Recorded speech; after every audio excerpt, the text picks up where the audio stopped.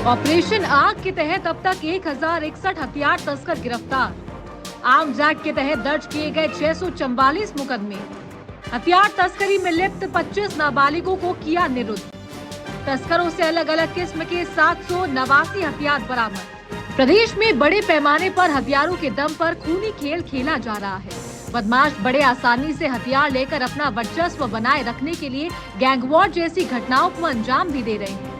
अंजाम भले ही कुछ भी हो, लेकिन बदमाशों को अपना रुतबा कायम रखना है। इसी के चलते बड़े पैमाने पर हथियारों की तस्करी बढ़ गई है। जयपुर पुलिस की ओर से ऑपरेशन आग के तहत अब तक कुल 1061 तस्करों और बदमाशों को अलग अलग किस्म के हथियारों के साथ गिरफ्तार किया जा चुका है।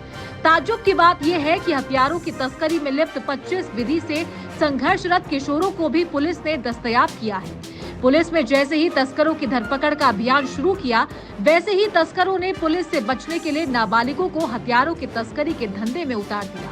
शुरुआत में पुलिस का भी ध्यान इस ओर नहीं गया, लेकिन बाद में जब इस तरह के मामले उजागर होने लगे, तब जाकर पुलिस ने इस ओर सख्ती करना शुरू किया।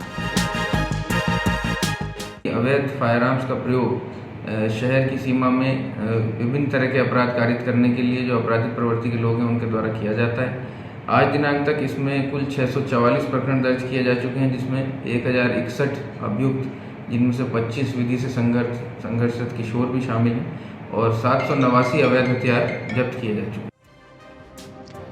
ये देखा गया है कि मध्य प्रदेश और हरियाणा से सर्वाधिक हथियार तस्करी कर जयपुर में लाए जाते हैं, तो वहीं हथियार तस्कर पहले जहां खुद के वाहनों का प्रयोग तस्करी में किया करते थे, पुलिस की सख्ती होने के बाद अब उन्होंने पब्लिक ट्रांसपोर्ट का प्रयोग तस्करी में करना शुरू किया है।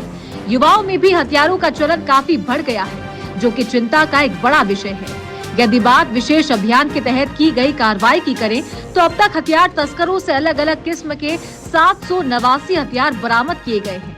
हथियार तस्करों से 384 देसी कट्टे, 374 पिस्टल, 19 रिवॉल्वर, 5 टोपीदार बंदूक, 7 राइफल, 9 एयरगन, 83 मैगजीन, तकरीबन 3000 कारतूस, बड़ी तादाद में छर्रे और अन्य हथियार बरामद किए गए हैं।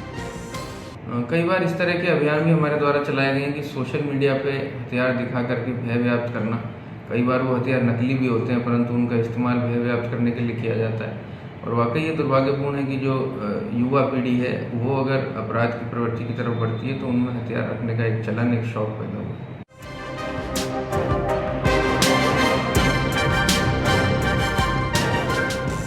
हथियार तस्करों के खिलाफ लगातार कार्रवाई के बावजूद भी राजधानी में हथियारों को तस्करी कर लाया जा रहा है, जो कि चिंता का एक बड़ा विषय है। हालांकि पुलिस लगातार हथियार तस्करों पर प्रहार कर रही है और बड़ी तादाद में हथियार बरामद किए जा रहे हैं। हालांकि पुलिस की सख्ती के चलते राजधानी में हथियारों के दम पर होने वाले अपराधों में काफी कमी दर्ज की गई है। यादवेंद्र शर्मा, समाचार प्लस, जयपुर।